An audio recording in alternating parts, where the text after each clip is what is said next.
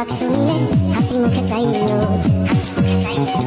জোয়ার ভাটা হইলে নদীর ধারে যাইও, আকাশের তারার মাঝে আমায় খুঁজা লইও।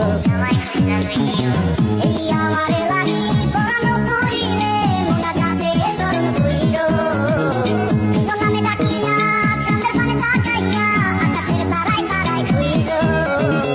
আমার এই স্মৃতি তুমি বুকে লইয়া বাইছো, পর জন্মে আমার রাধা হইয়া আইসো।